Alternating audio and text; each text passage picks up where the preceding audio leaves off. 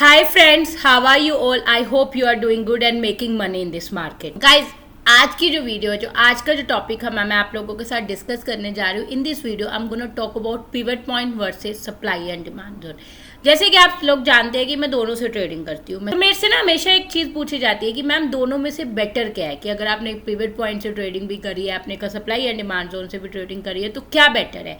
अगर एक बिगनर है, एक प्राइस एक्शन ट्रेडर है, अगर हम प्राइस एक्शन ट्रेडिंग करना चाहते हैं, हम ट्रेडिंग की शुरुआत करना चाहते हैं, या हम प्राइस एक्शन ट्रेडिंग करते हैं या सप्लाई एंड डिमांड जोन से ट्रेडिंग करते हैं, तो हमें क्या यूज़ करना चाहिए, कौन सी बेटर है, पिवट पॉइंट बेटर है, supply and demand zone better है.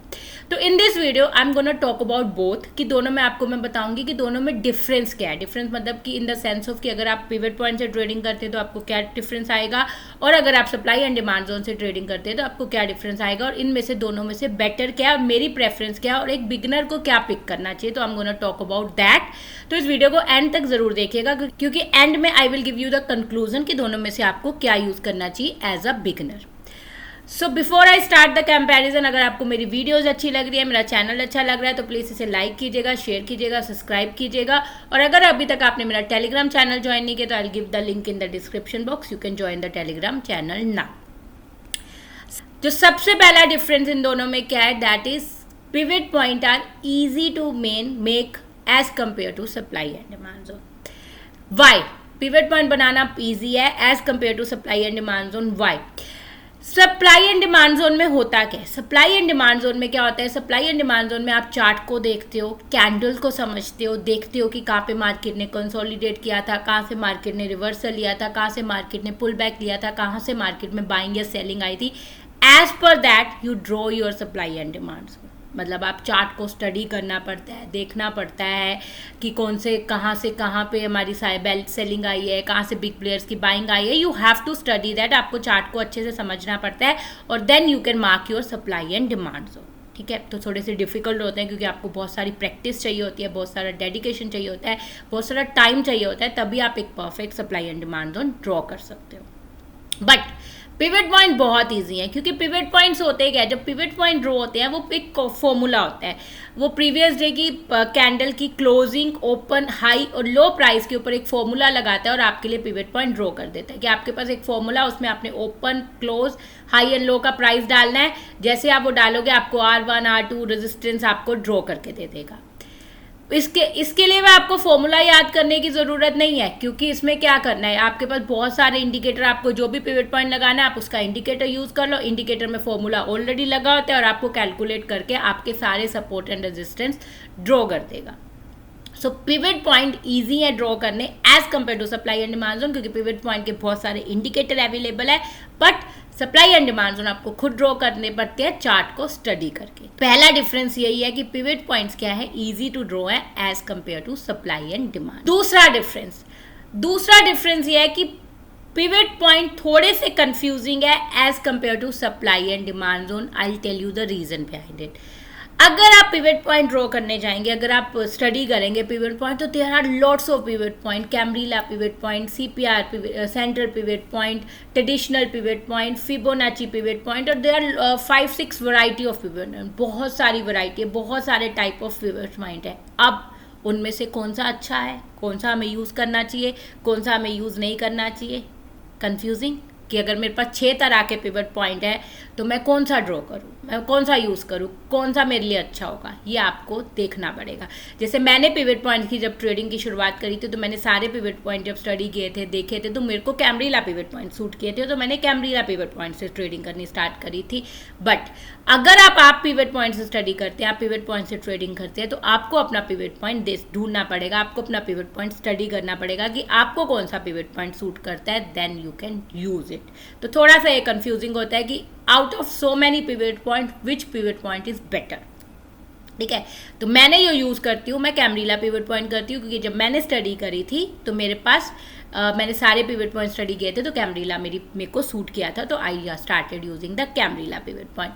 उसके कंपैरिजन में supply and demand zone easy है, इसमें कोई कंफ्यूजन नहीं है, क्योंकि आपको क्या करना है, आपने सिर्फ एक ही तरह के लेवल ड्रॉ करने हैं, आपने सप्लाई एंड डिमांड जोन आपने मार्क करने हैं, you can trade with that. इसमें कोई कंफ्यूजन नहीं है कि कितने number of supply and demand zone है, कितने तरह के सप्लाई एंड डिमांड जोन होते हैं, कुछ नहीं है. सप्लाई एंड डिमांड जोन एक ही तरह का होता है, आपको सिर्फ ड्रॉ करना है और ट्रेड करना है. सो दूसरा डिफरेंस ये है कि पिवट पॉइंट थोड़े से कंफ्यूजिंग है क्योंकि इसमें बहुत सारी वैरायटी है, but supply and demand zone थोड़े से ईजी है क्योंकि उसमें कोई भी वैरायटी नहीं है, you have a single type of supply and demand zone. ठीक है, अब बात करते हैं तीसरे डिफरेंस की। तीसरे डिफरेंस की बात आती है तो आती है एक्यूरेसी की, कि किसकी एक्यूरेसी ज़्यादा बेटर है, सप्लाई एंड डिमांड जोन की या पिवट पॉइंट की।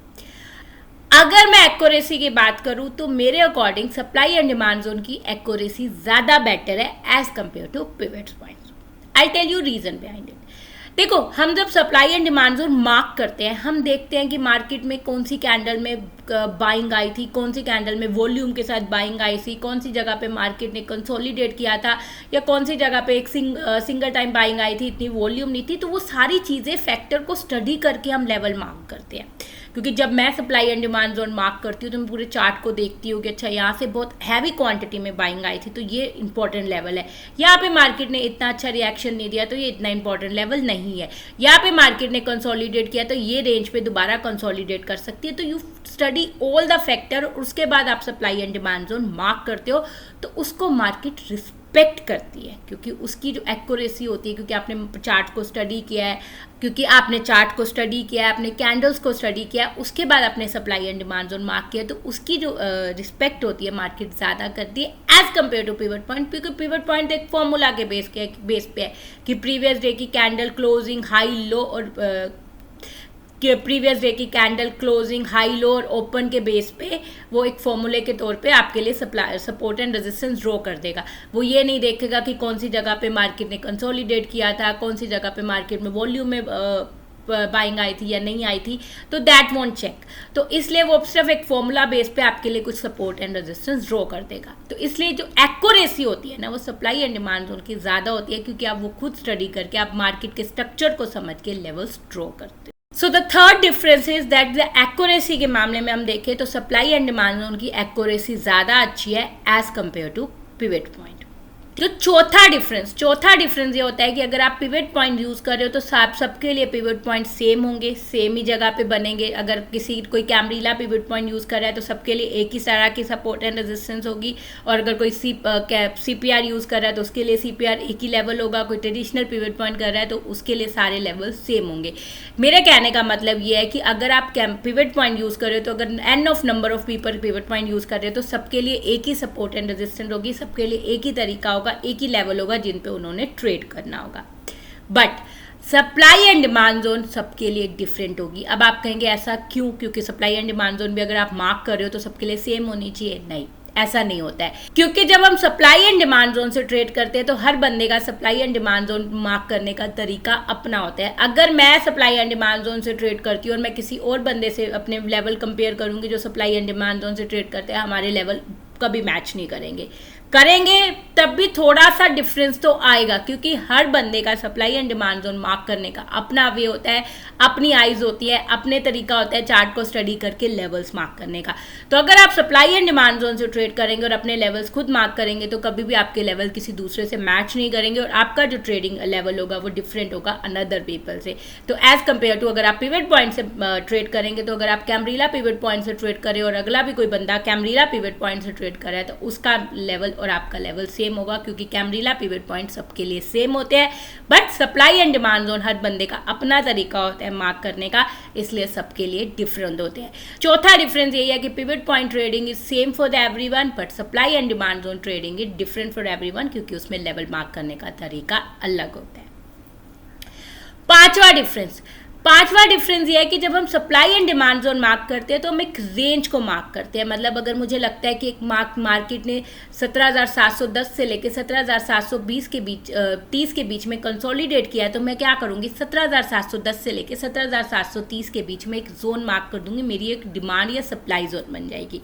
अब उसमें क्या होगा कि जब मार्केट उस जोन में होगी तो मैं ट्रेड नहीं करूंगी क्योंकि मुझे पता है ये कंसोलिडेशन जोन है, तो मैं वेट करूंगी या तो वो नीचे का ब्रेकआउट दे या वो ऊपर का ब्रेकआउट दे, तो अभी मैं जाके उसमें ट्रेड करूंगी। बट पिवट पॉइंट में क्या होता है, पिवट पॉइंट में एक सिंपल सपोर्ट एंड रेजिस्टेंस होती है, एक लेवल होता है, वो रेंज को नहीं देखता है, वो ये नहीं देखता है कि किस रेंज में मार्केट ने क्या किया था, वो सिंपल एक लेवल्स होते हैं।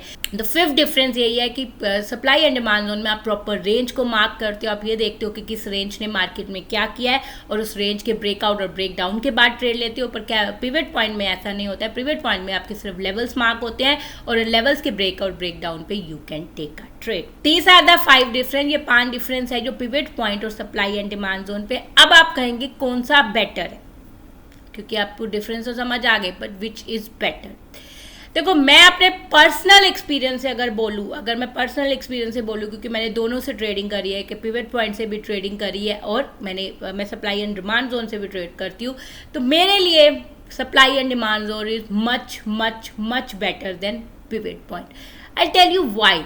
क्योंकि क्या होता है, सप्लाई एंड डिमांड जोन की जो मैंने आपको बताया था एक्यूरेसी बहुत अच्छी है, आप रेंज डिफाइन कर सकते हो, आप खुद लेवल मार्क करते हो, आप मार्केट के स्ट्रक्चर को समझ के लेवल मार्क करते हो, तो उसकी जो एक्यूरेसी आती है उससे जो आपको प्रॉफिटेबल ट्रेड मिलते हैं वो ज़्यादा मिलते हैं as compare to pivot point.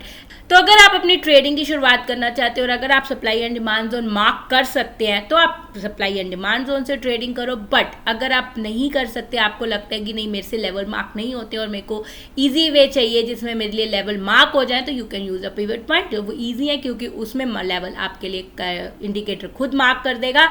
But अगर आप सप्लाई एंड डिमांड जोन से ट्रेडिंग करना चाहते हैं तो give first purity to supply and demand zone as compare to pivot point.